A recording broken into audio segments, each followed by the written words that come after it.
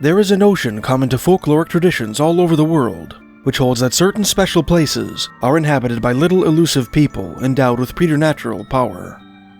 As we have established in 2 previous pieces, this motif plays an important role in the oral traditions of the Inuit, Dene, and Cree of northern Canada, who maintain that the mountains and riverside cliffs of the boreal forest and the high Arctic are home to what ethnologists have translated as elves and dwarves. The Gwich'in of northern Yukon, also known as the Kuchin or Lushu, are no exception to this pattern.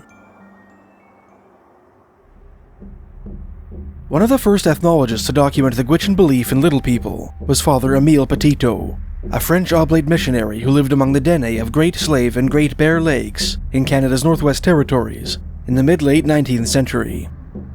In his 1886 French-language book, Traditions Indiennes du Canada Nord-Ouest, or Indian Traditions of Northwestern Canada, Petitot wrote that the natives of the frozen forests believed that they shared their country with little entities they called Ratayan.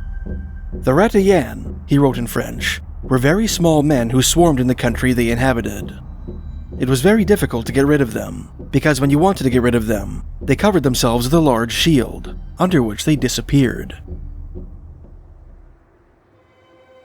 Petitot went on to relate an old Gwich'in tale in which a young bearded man, tormented by his cruel parents, left home and set out for the land of the Pygmies. In that foreign country, he came upon a little skin tent in which he decided to seek shelter. Inside, the young man found an elderly pygmy, whom he solicited for a drink. Pleading infirmity, the wizened old dwarf asked his wife to tend to his guest, which she did with all courtesy. The pygmy's otherwise impeccable hospitality was dampened by their strange insistence on calling their guest the stranger, despite his repeated assurances that he planned to remain in their country indefinitely. The young man made himself at home in that strange land, soon killing enough caribou to make his own lodge. No sooner had he done so than the Pygmies declared their intention to move camp, asking the young man to travel ahead of them and choose a spot that he thought suitable. Wary of this strange petition, the traveler nonetheless packed up his belongings and left his new neighbors behind him. After some time, he arrived at a highland and pitched his tent atop one of the mountains there. True to his promise, the Pygmies had followed the bearded protagonist, albeit in secret. Careful to conceal themselves from the tall stranger, they made their hidden abodes on the mountain slopes all around them. They then began to pester the man, performing a variety of tricks on him, which Petitot's informants did not enumerate. These annoyances eventually drove the man to weave a huge ball from thorns, which he rolled down the mountain. This operation had the desired effect of shredding the Pygmies to death. Another Dene tribe with a traditional belief in little people are the Sato Dene, or Hare Indians, whose ancestral homeland lies on the western shores of Great Bear Lake. In his book, Petitot recorded that one of the monsters of Sato legend are the Ratayan, or Pygmies, whose name the priest translated as Little Elks. One old Sato tale, which Petitot learned from a Gwich'in elder at Fort Good Hope on the Mackenzie River in 1870, tells of an Arctic war fought long ago between Pygmies and an ancient Dene nation. The Pygmies, whom the storyteller called the Little Enemies, were led by a chief named Nakansel, while the Dene were headed by a warrior named Man Without Fire. The war was fought for the sake of Man Without Fire's wife, a beautiful woman named Latra Sandia, whom the Pygmy chief had stolen. In his quest to rescue his stolen bride, Man Without Fire discovered that the Pygmies lived in a mountainous area at the edge of the sea, making their homes in underground caves. Before we continue with the mysteries, I want to remind you that loyalty badges are now available for purchase on this channel. For the monthly price of a Tim Hortons coffee, you can have a little icon of a Canadian monster appear beside your name whenever you post a comment. To get your loyalty badge and support my work in the process, please click the join button beside the subscribe button on my channel's homepage and follow the prompts. You can cancel anytime by clicking your channel's icon in the top right-hand corner, clicking Purchases and Memberships, clicking Manage Membership, and clicking Cancel. Thank you for considering becoming a member of my channel. I'm looking forward to seeing your badges in the comments below. Another ubiquitous native tradition is the legend of the Thunderbird, a huge eagle endowed with the ability to create thunder and lightning. From the Pacific to the Atlantic to the Arctic, stories of these colossal raptors picking up humans and big game and carrying them off to their enormous nests were once staples of campfire conversation. Thunderbird tales appear in the folklore of the Blackfoot Confederacy, a powerful agglomerate of 4 nations which hunted buffalo on the prairies of what is now southern Alberta and the plains of northwest Montana. Some of these traditions were recorded from 1934 to 1969 by Dr. Claude Everett Schaefer, an American ethnologist who conducted fieldwork among the Blackfoot, Kootenai, Flathead, and Pend d'Oreille of the northern plains and the Rocky Mountains. Some of Schaefer's handwritten field notes on Blackfoot belief can be found in Calgary, Alberta's Glenbow archives. 5 leaves from this collection tell the tale of a Thunderbird which assumed human form and walked the earth. This shapeshifter took a fancy to a married native woman, kidnapped her, and brought her to his lair atop a high mountain. Eager to retrieve his wife, the bereaved husband solicited the services of 2 white crows, who divined the location of the Thunderbird's nest by conducting a clairvoyance ritual. The crows found the Thunderbird and asked him to return the woman. When he refused, a magic battle ensued, in which the Thunderbird attempted to crush the crows with rain and hail, and to strike them with lightning. Withstanding these attacks, the crows conjured a blizzard by flying around the Thunderbird in circles. When the raptor became too cold to move, he released the girl and allowed the white crows to return her to her human husband. Another page from Schaefer's notes describes a Blackfoot elder's eyewitness account of a giant eagle carrying off a bison calf, a phenomenon evocative of the Thunderbird legend. This event took place at Medicine Hat, a city in southeast Alberta, which owes its remarkable name to an old multifarious Blackfoot and Cree legend we explored in a previous piece, one version of which involves a giant preternatural water snake that made its home in the South Saskatchewan River. This area once served as the unofficial border between Cree and Blackfoot territory, and the sandstone cutbanks which overlook the river there were once a favorite haunt of eagle trappers. Eagle carrying bison calf to nest, Schaefer wrote as a title to this anecdote. Gundog related an incident of this, which he had witnessed as a child. It happened at Medicine Hat. On the flat across the river from the town were located some large trees. A bald eagle had built a nest on the top of one of the largest of these trees. One day, the family of nesting eagles were heard whistling about the tree. People ran over to see what was going on. Doggun, then a child, went over. Upon the ground below were all kinds of bones, remains of the bird's feasts. Looking up, a live bison calf, less than a year old, could be seen in the nest. Another legendary monster, eerily universal to the folklore of Canada's First Nations, is a giant horned serpent which lives underwater. This creature is often said to be the mortal enemy of the Thunderbird, and to be saturated with dangerous preternatural power.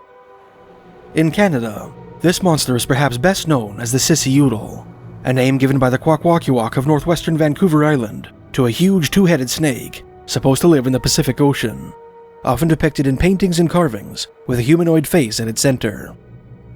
This creature also appears in the traditions of the Central Coast Salish, whose ancestral homeland sprawls across British Columbia's lower mainland and the southeastern end of Vancouver Island. American anthropologist Wayne P. Suttles heard the Coast Salish version of this legend from an elderly informant named Julius Charles.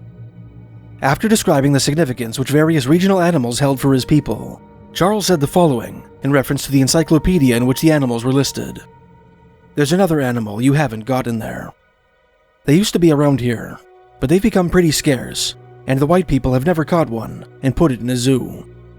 It had a big body in the middle and 2 heads, one at each side. It lived in swamps where it swam about, but it could turn into a couple of mallards and fly away. It had 3 kinds of noises. One was like the laugh of a loon, one like the hoot of a hound, and one like the hissing of a mallard drake. It was a great thing to get, so you'd become an Indian doctor." This animal, Suttles explained, was called a Sino'tlkai. Such fierce and powerful things are seen by men training to become doctors, in anthropological jargon, questing for shamanic visions, or slalakum. Evidently to Julius, he continued, the 2-headed serpent, Sino'tlkai, was just as much a real animal as the rest of those on my list. For Julius, as for other Coast Salish I have worked with since, a distinction between real and mythical, or natural and supernatural beings, just is not there. Thus a description of Coast Salish culture that is truly emic, that is organized by native categories, should describe whales and bears, Sasquatches and 2-headed serpents, all under the same heading as part of the real world of the Coast Salish. According to American ethnologist Homer G. Barnett in a 1938 paper, the coast Salish generally regarded the double-headed serpent as a tremendously powerful and dangerous entity, from which especially skilled shamans could draw potent medicine. When the medicine man received the power of the serpent, he would bleed from every bodily orifice. One story featuring this risky operation appears in the traditions of the Squamish, the northernmost of the coast Salish nations, whose ancestral territory surrounds Howe Sound and the Squamish River, north of Vancouver, British Columbia, on the Sea to Sky Highway. In his 1900 report on these people, British-Canadian ethnologist Charles Hill Tout included an old Squamish story about a young man named Quetzalcoatl, who was solicited to perform this perilous feat on his wedding night. Quetzalcoatl was the son of a chief from the ancient village of Squamish, which lies at the mouth of the Squamish River, at its junction with Howe Sound. The night following the marriage, Hill Tout wrote, just before daybreak, the old people heard the cry of the Sino'tlkai, a huge double-headed water serpent, as he passed from one side of the mountain to the other. The old people woke up the young people who were sleeping together by throwing cold water over them, and told the young man that he ought to get up and go after the Sino'tlkai. After some grumbling, the newlywed decided to heed the elder's wishes, leaving his bride to return to sleep as he seized his bow and blanket and set out into the wilderness. When he came upon the creature's tail, Hill Tout wrote, the stench which it had left behind it in its passage was so terrible, and the buzzing of the flies which the smell had attracted so annoying, that he was obliged to keep off some distance. The ethnologist made a point to state the great frequency with which the young man bathed in cold lakes and streams during his pursuit, these ablutions perhaps being necessary cleansings by which the Sylvan paladin prepared himself, both physically and spiritually, for his eventual encounter with the monster.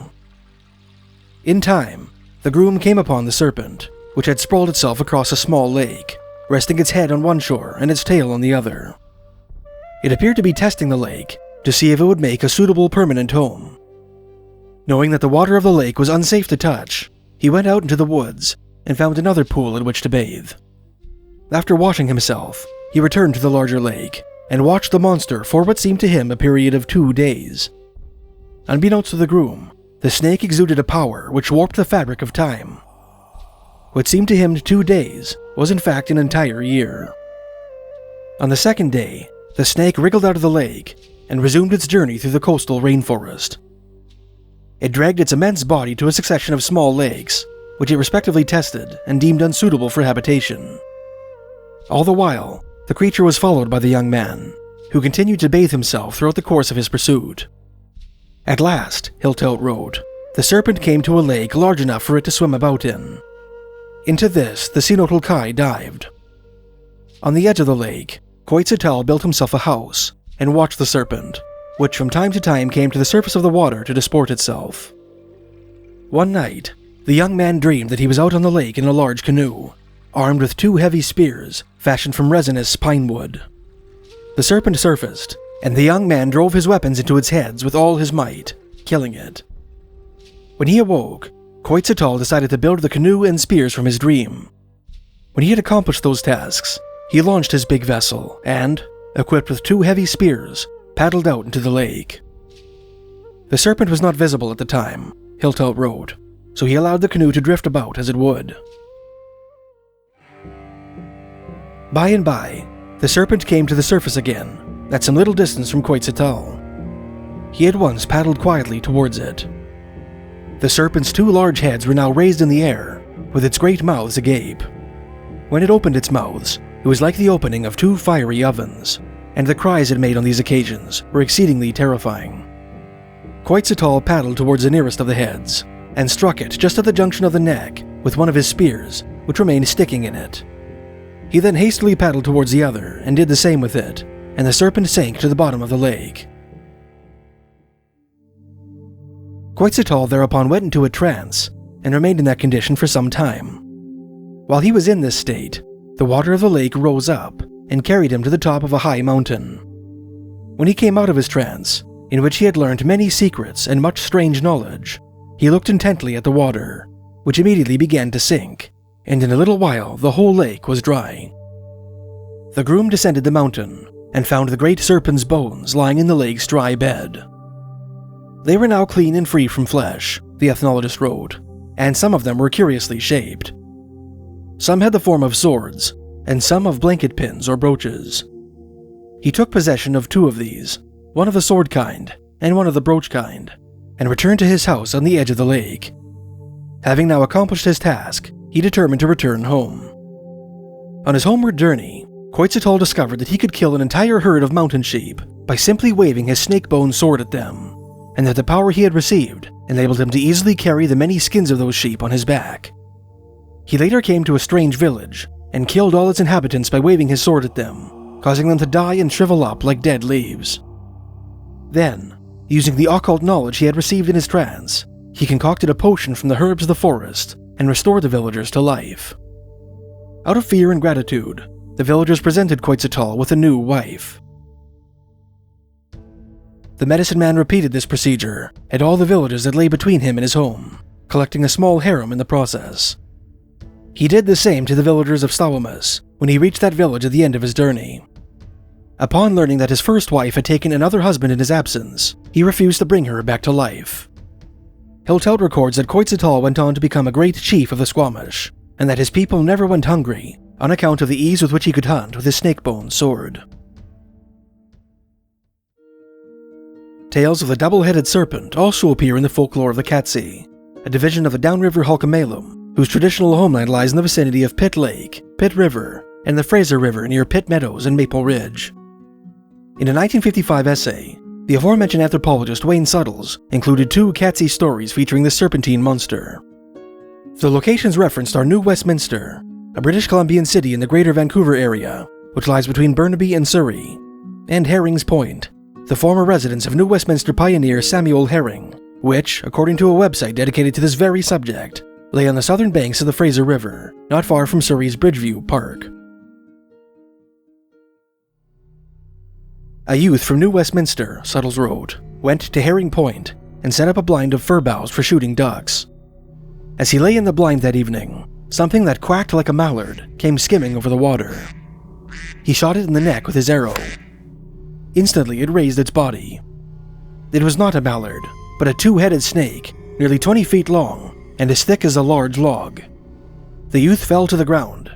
His body twisted into a coil by the snake's power, and he lay there unconscious until early morning, when his people carried him home. Through his contorted lips, he then told them what medicines the snake had taught him as he lay unconscious. With the aid of this occult knowledge, the band's medicine man cured the young man of his affliction. Ever after, the 2-headed snake served as a youth's guardian spirit, allowing him to cure others of paralysis. Further up the Fraser River, the story of the 2-headed serpent can be heard among the campfire stories of the upriver Hulkamalum, the easternmost of the Central Coast Salish. In his 1952 treatise in the Upper Stalo, the Stalo being a broad division of the upriver Hulkamalum, Canadian archaeologist Wilson Duff wrote, "The Sino'tlkai was described almost as a double-headed snake." He proceeded to quote a 70-year-old man named Robert Joe, a man of both Chilliwack and Pelot descent, the Chilliwack being an upriver Hulkamalum nation that hunted and fished in the valley of the Chilliwack River, and the Pelot being a related tribe, endemic to the upper part of the lower Fraser Valley. "It comes to the surface of small lakes," said Joe of the 2-headed serpent, "and shoots a head out each end. Its body is a black sphere about 4 feet in diameter. The heads are round, about 6 inches in diameter, with round ears and red circles on the top. The farther it sticks out its head, the smaller the central body part gets. It makes a noise like a duck, but much louder. If you saw that animal in the water, you daren't turn around, because if you did, you'd keep twisting until you were dead." Joe went on to claim that a friend of his once saw one of these creatures in a small lake near Lehimitsim Creek, a tributary of the Chilliwack River, which plunges over a precipice on the Lehimitsim Canyon northwest of Cultus Lake, forming an enchanting waterfall. His friend estimated the creature to be 200 feet long, with half its body basking on the shore, and the other half in the water. Its body had a big lump in the middle, like a barrel, Joe said. Fast as a wink, it pulled back into the lake. Robert Joe elaborated on the double-headed serpent in an interview with Oliver N. Wells, a Fraser Valley farmer and rancher who recorded the traditional tales of his native neighbors from the 1950s until his death in 1970. In 1987, his daughter, Marie Whedon, published transcripts of her father's interviews in a book entitled The Chilliwacks and Their Neighbors. In one of his interviews with Wells, Joe affirmed the Chilliwack name for the monster is Sino'tlkai, and claimed that it was supposed to haunt the swamps outside the city of Chilliwack, British Columbia. He elaborated on the animal's physical appearance, stating that it often emerged from the water in the form of a round black ball. Slowly, one head would emerge from one side of the ball, and then the other would do the same. As the twin serpents extend, a red and white pattern appears on their serpentine backs, the form of which Joe likened to those worn by diamondback rattlesnakes, with ovals in place of the diamonds. Joe went on to tell Wells a fantastic Sino'tlkai story, which he neglected to tell Duff. In this tale, his own grandfather, George, went with about 20 other men to cut hay for a local rancher named Isaac Kip. While they were working, Kip noticed that one of his pregnant cows had gone missing, and asked George to help him find it. When they reached a swamp near the present site of the Chilliwack Fairgrounds, near the intersection of the Trans-Canada Highway and Lickman Road, Kip and George saw what they first took to be a big duck emerge from the water. To their amazement, the duck, which proved to be a dark round object, rose up into the air. Even more incredibly, the water level seemed to rise simultaneously. "Don't turn around," Kip told George. "If you do, you'll get sick." Slowly, the pair backed up, climbing a rise in the earth until the ball was out of sight. Despite this precaution, Kip declared that his guts were in a knot. George suggested that each of them swallow a plug of chewing tobacco, which remedy they promptly administered. Predictably, the two men became violently ill, and what they threw up, Joe said, was little chunks of sticks, which you find in the bottom of a pond. How'd that come in there? Another Chilliwack elder whom Wells interviewed was a man named Albert Louis. Louis claimed that, when he was a boy, his grandfather, Chief Joe, forbade him from visiting a certain pond, telling him that a big snake with two heads lived there. "Don't go there," he said, quoting his grandfather. "If you ever see it, you just twist around like that, and you die from it." Later in the interview, Louis hinted that this pond might have been the swamp near the Chilliwack exhibition grounds, the same place where Robert Joe's grandfather and Isaac Kip encountered the Sino'tlkai. Louis claimed that two brothers had also spotted a two-headed serpent at that same pond, while on a quest to become medicine men. Louis later claimed that he saw the creature himself one day when he was hunting ducks at the edge of a lake. He saw the animal breach the water in the middle of the lake, and recalled that it had a long snout, long ears like a horse, teeth like an alligator, and eyes like fire. "I didn't get crazy from it," he told Wells, in reference to the traditional belief that those who saw Slalacum or preternatural animals went crazy or became paralyzed after their experience. "I wasn't looking for the thing, you know," he explained. "I guess he knows I wasn't." The final story Louis shared with Wells, which the latter included in his 1970 book, Myths and Legends of the Stalo Indians of southwestern British Columbia, was a tale told to him by his grandfather, Chief Joe, which has strong parallels with the fantastic tale that Robert Joe heard from his own grandfather, George.